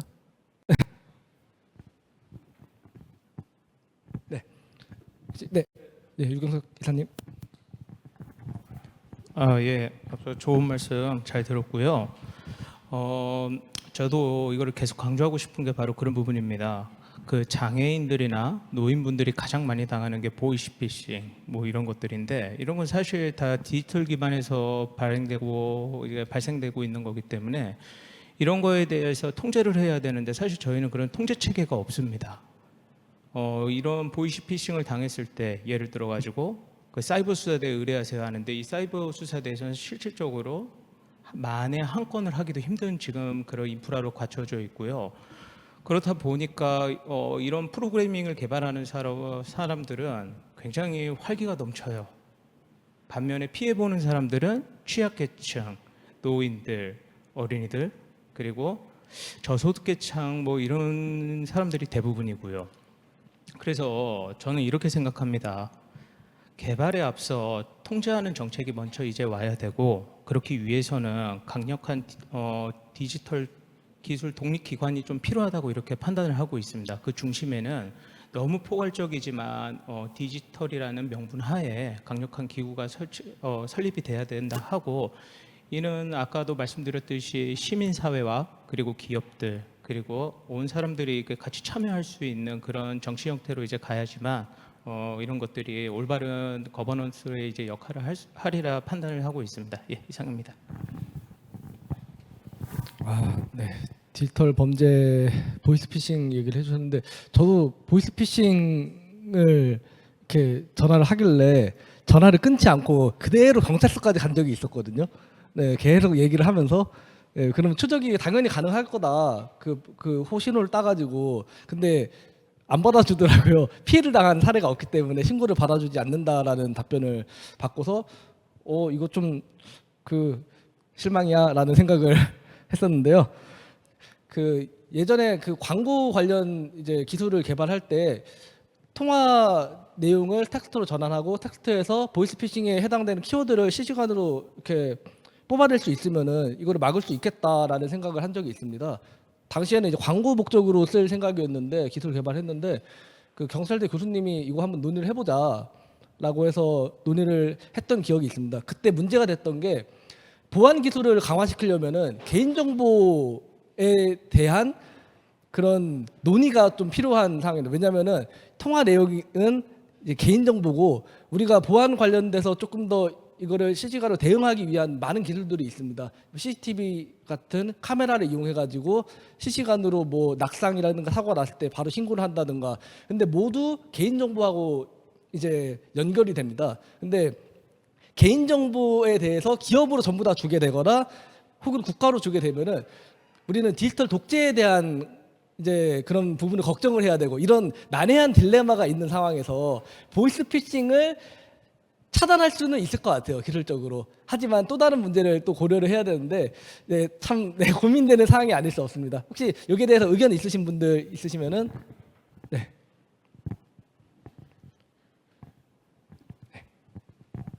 사실 지금까지 논의된 게 장애인에만 국한되는 것이 아니고, 뭐 언어적 장벽, 소득의 격차, 노약자와 같은 사회적 맥락에서 전부 이제 디지털 접근성이 어떻게 보장될 수 있는가에 대한 논의가 이어져야 한다고 생각을 합니다. 따라서 이런 접근성을 보장받을 수 있기 위해서는 사실 국가와 사회가 좀 법과 제도적으로 지원도 하고, 또 시민사회 의식이 바뀌어야 한다고 생각하는데요.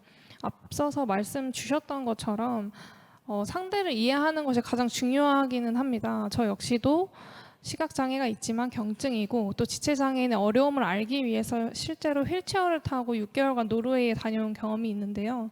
이게 내가 느끼지 못하고 내가 경험하지 못하면 실질적인 문제를 알기가 어렵기 때문에, 이 기술이 그것을 대신할 수 있도록, 기술이 이것을 더 생생하게 문제의식을 가지도록 도와줄 수 있도록 기술적인 발전에 대해서 지원을 하는 것도 중요하다고 생각합니다. 하지만 기술이 계속 발전하면서 이 무한한 가능성에 비해서 사실은 법적인 거나 제도적인 측면에서 많이 좀 어려움이 있다고 생각하는데요. 제약을 받기 때문에 기술이 무한하게 발전하지 못하는 점에 대해서 좀 양적인 감정이 드는 것 같습니다. 물론 이제 무한한 발전을 하게 된다면 우리 사회에 있어서 도움이 될 수는 있으나 또 이것이 악용되거나 또 잘못된 문제 의식으로부터 기인한 기술의 발전이 되다 보면은 그게 실질적으로 도움이 되지 않는 경우도 있기 때문에 고려를 해야 하는 상황이 많다라고 생각을 하고요. 따라서 이제 EAA를 말씀을 드렸는데 사실 지금 EAA만 하더라도 한국에서 수출을 유럽에 하는 대기업만 지금 대응 정책을 가지고 있는 경우가 많습니다. 그래서 대기업 중심의 대응책 말고 중소기업도 여기에 대해서 대응을 할 수 있도록 국가가 이제 기반을 마련해주고 공공 가이드라인을 수립하는 것이 중요하다고 생각합니다. 또 이렇게 선진 기술에만 국한하지 않고 많은 보편적인 기술에도 이제 관심을 가져야 한다고 생각을 하는데요. 지금 이제 보편적인 기술인 인터넷이나 TV에 관해서도 접근성이 떨어지는 경우가 많습니다. 이제 곧 있을 파리 올림픽도 있지만 올림픽 해설 화면도 배리어 프리 화면 해설이나 이런 것이 잘 되지 않는다라는 문제가 최근까지 있었기 때문에 이런 선진 기술뿐만 아니라 기존 기술에 있어서도 접근권을 높일 수 있는 방안에 대해서 국가와 사회가 관심을 가지고 적극적으로 해야 한다고 생각합니다. 감사합니다. 네, 좋은 의견 주셨는데요.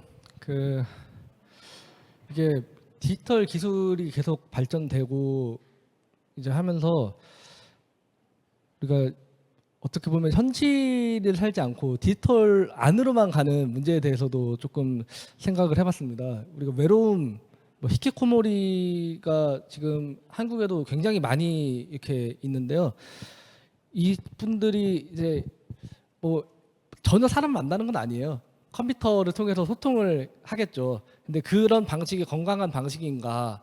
접근성이 너무 좋아지고 거기서 항상 사람들을 만날 수 있음으로써 오히려 너무 방 안으로 숨는 게 아닌가. 그 현실 도피에 대한 그런 부분에 대해서도 우리가 한번 좀 논의해 볼 수 있는 그런 부분인 것 같은데요. 혹시 조금 이 부분에 대해서 첨언을 해주실 수 있는 분이 계신가요? 이제 디지털 세상에서만 너무 접근성이 좋아가지고 그 안에서 나오지 않는 그런 문제에 대해서 우리가 어떻게 한번 좀 고민해 볼 필요가 있을 것 같습니다. 네, 그럼 여기서 연령이 가장 어리고 여기에 대해서 가장 알 것 같은데. 전 사실 그 코로나 학번이라고 2020년에 고등학교 3학년이었고 대학교 1학년 때도 줌으로만 수업을 해서 아무래도 학교에 직접 가지 않고 이제 친구들을 모두 줌으로만 만나거나 교수님 수업도 다 줌으로 듣고 저희 모의고사도 줌을 틀어놓고 모의고사를 쳤던 기억이 있는데요. 그래서 그때의 뭔가 기억들을 되살려 보면 저 역시도 뭔가 디지털 상황이 되게 잘 되어 있다 보니까 굳이 밖에 나가야 된다는 그런 필요성, 사실 위험한 것도 있고 걱정도 있지만 그와 함께 뭔가 필요성을 잘 느끼지 못했던 것도 있는 것 같습니다. 특히 2021년의 경우에는 저는 이제 본가가 지방이라 서울에 올라와서 이제 혼자 살게 되었는데 그래서 뭔가 다른 친구들을 많이 만나보거나 이렇게 한두 명씩 만나는 게 좀 더 좋았을 거라는 생각을 해도 약간 귀찮으니까 그냥 집에서 줌으로 수업을 들어야지라고 좀 넘겨버린 경우들이 되게 많았던 것 같기도 하고 그래서 뭔가 디지털의 그런 접근성이 너무 좋아지다 보면 사실 대면으로 해도 충분히 할 수 있는 것들이고 대면으로 하는 게 훨씬 좋은 건데도 불구하고 그렇게 행동하지 않으려고 하는 어떤 편리성이 안에 뭔가 인간이 편리함을 추구하는 게 어떤 인간의 본성 중에 하나라고 생각을 해서 좀 그런 상황이 있는 것 같고 또 특히나 그때 더더욱 뭔가 인터넷 내에서의 여러 사이버 폭력 문제도 좀 더 대두되었던 것 같아서 기술의 발전이 그런 긍정적인 측면도 분명하게 있지만 너무 발전되다 보면 그 사이버 세상에 빠져서 나타나는 다양한 부정적인 측면들도 있다는 걸 함께 고려하면 좋을 것 같습니다.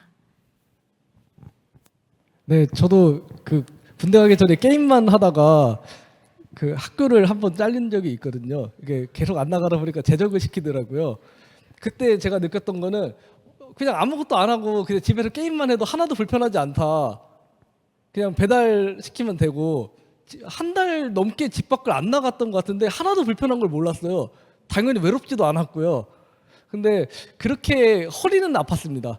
네, 계속 이렇게 나중에 누워서 게임을 하게 됐는데 이런 문제가 근데 많이 이제 그 당시에 사고가 좀 편협해지고 이런 것들은 나중에 군대 가서 알았어요. 아, 내가 되게 편협한 사고를 가지고 있었구나. 근데 새로운 생각을 가지고 있는 사람들, 환경이 다른 사람들이 이제 그렇게 모여 있는 환경을 처음 접하다 보니까 사고가 조금 더 유연해지고 다양한 사람들이 있구나라는 거를 좀 알면서 이제 좀 성장할 수 있는 계기가 있었거든요. 그런 측면에서 이제 우리가 이제 저 같은 그런 편협한 생각을 가지지 않기 위해서 어떤 쪽으로 좀 제도적으로 혹은 문화적으로 네, 우리가 좀 논의해 볼 부분이 많이 있을 것 같은데 혹시 얘기해 주실 분 있으신가요? 네. 사실 기술이 발전하면서 사실 생성형 AI가 발전돼서 사람들이 이제 기술 의존도가 높아지는 경우도 있고 또 접근성이 너무 좋아지다 보면 말씀하셨듯이 이제 집 밖에 나가지 않아도 내가 집에서 할 수 있는 것이 너무 많고 재밌고 이런 경우가 생길 수 있다고 생각합니다. 하지만 제 생각으로는 사실 제가 생성형 AI를 많이 써봤는데 이게 좀 창의적인 부분에서는 굉장히 뭐가 부족하다라는 생각이 들었습니다. 그래서 이제 기술의 발전도 중요하지만 이런 창의적이고 내가 생각하는 아이디어적인 측면이 더 빛날 수 있는 사회를 사회적 분위기가 만들어준다면 그런 AI는 보조적인 측면에서만 기능을 하거나 아니면 내가 참고만 하고 내 생각을 더 말하고 발전시킬 수 있는 그런 사회가 되지 않을까라는 생각이 들어서 이런 문제는 정부와 시민사회가 열심히 노력을 해서 그런 인공지능의 그런 안 좋은 측면을 경계를 하고 또 인간이 가지고 있는 창의적인 사고적인 측면을 조금 더 돋보이기 위한 방안을 고려하면 어떨까라는 생각을 하고 있습니다. 법과 제도로 규제만 하는 것이 저는 정답이라고 생각하지 않거든요. 그래서 문화적 측면에서 우리 사회가 조금 더 발전적인 방향을 논의해야 된다. 네, 저는 정답이라고 생각을 합니다. 혹시 이런 문화적 측면에서 우리가 좀 더 고려해야 될 사항에 대해서 얘기해 주실 만한 좀 분이 있으시면은 네. 사실 좀 재밌게 얘기하고 싶은데 네, 이 주제는 조금 재밌게 얘기할 수 있을 것 같습니다. 아까 코로나 학번 친구도 있었지만 사실 강의하는 입장에서도 굉장히 힘들거든요. 네. 사실 저는 너무 미안해서 다 올해입을 줬습니다. 네. 왜냐하면 뭐 사실 할 수 있는 게 없으니까 다만 디지털 기술이 발전되다 보니까 이제 전 수업을 어쨌든 줌으로 하다 보니 또 한계라는 게 있죠. 아무래도 이제 현실에서 이제 마주치고 소통해야 하는 그런 낭만적인 부분이 있잖아요. 그래서 그런 부분 때문에 저 같은 경우는 사실 학생들을 보러 전국을 다녔습니다. 네, 권역별로 이제 소수 인원을 모아서 저는 대면 강의를 했었거든요. 학교 방침은 어기고.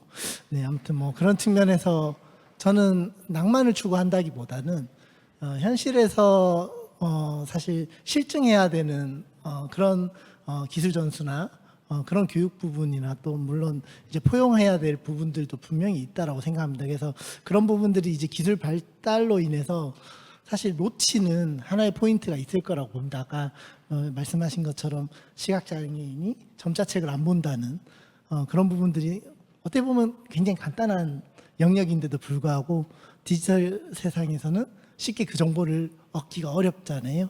마찬가지로 창의적인 부분도 포함해서 기술이 발달하면 할수록 창의력은 당연히 저는 떨어질 거라고 생각합니다. 물론 이제 AI가 더 창의력이 높다라고 평가는 할 수 있을 세상이 오겠죠. 그래도 낭만은 없을 것 같습니다. 네. 그래서 그런 부분에서 조금 순수 쪽으로 접근을 해봤을 때는 그 순수한 어떻게 보면 인간적인 인간다움을 문화적으로 뭔가 좀 해석할 수 있는 사업들이 좀 많이 발굴되면 어떨까라는 네, 뭐 생각을 한번 넋두리 해봅니다. 네. 네, 좋은 의견을 주셨는데요. 저는 이게 AI를 통해서 나오는 현상 중에 하나가 기술의 민주화, 그리고 이제 언어적 장벽이 이제 사라지는 것들, 이런 것들에 대한 이제 고민, 이제 좀 변화를 많이 체감을 하고 있습니다. 그리고 박희 대표님 올림픽 금메달리스트신데 이제 굉장히 많은 경쟁을 하셨을 텐데 학생들한테는 올 A뿔을 주시는 거는 그 학점 포퓰리즘이 아닌가 네, 그런 생각이 드는데요. 잘려도 상관없습니다. 그래서 절대 평가기 때문에 절대적으로 줄 수 있습니다. 네. 네, 분위기가 조금 유연해진 것 같습니다. 혹시 좀 다른 의견 있으신 분 계시면은 이제 저희가 한 분 정도만 받고 마감을 해야 될 것 같아요. 이제 3분 남았으니까 마지막으로 발표, 네, 의견 주실 만한, 네, 변호사님. 이제 얘기를 듣다 보니까 이제 조금 생각이 든 게, 근데 사실 이렇게 소외되었다고 하는 그 인터넷 디지털로 이렇게 돼 있는 분들을 과연 이렇게 끄집어내기만 하면 되는 것인가 하는 생각이 조금 들었어요. 결국은 그러니까 그분들이 소외되는 이유가 문제되는 게 그분들이 결국 소비적으로만 움직이기 때문이 아닌가라는 생각이 조금 들어서, 오히려 그 디지털 세계에 있다고 했을 때 조금 더 생산적으로 뭘 할 수 있는 방향으로 이렇게 방향성을 제시하는 방향은 어떤가 하는 생각이 조금 들어서, 그런 쪽으로도 한번 저희가 고려해 보면 좋지 않을까 생각이 듭니다. 네, 좋은 의견 감사합니다. 마지막 한 분 정도 이제 의견을 받을 수 있을 것 같은데요. 그러면은 마지막 의견은 혹시 여기 참석하신 분 중에서 네, 듣고 질문하실 만한 사항이 있으시면은 질문 한 분 정도 받도록 하겠습니다. 혹시 질문하실 분 계신가요? 네, 없으시면은 여기 패널 분들께서 마지막으로, 네, 그러면은 마지막 의견은 채원님, 네, 발제하신 채원님께서, 네, 마무리로. 네. 오늘 다양한 분야에서 이렇게 와주셔서 디지털 인권에 대해서 논의해 주셔서 너무 감사드리고, 또 좋은 의견 많이 나눠주셔가지고 너무 제가 개인적으로 해당 세션 기획자인 만큼 너무 뿌듯했습니다. 앞으로도 저희가 논의한 것처럼 이 인공지능의 장점과 이제 단점에 대해서 고려를 하고, 또 모두가 평등한 이런 접근성, 포괄적 접근성에 접근할 수 있도록 많은 이제 정책이나 사회적 분위기나 문화가 만들어졌으면 좋겠습니다. 오늘 감사드렸습니다. 감사합니다. 네, 포럼은 이번 세션은 여기서 마치도록 하겠고요. 저는 이제 땜빵으로 갑자기 사회자로 투입돼서 부족한 점이 많았을 텐데, 네, 끝까지 잘 경청해 주셔서 감사합니다.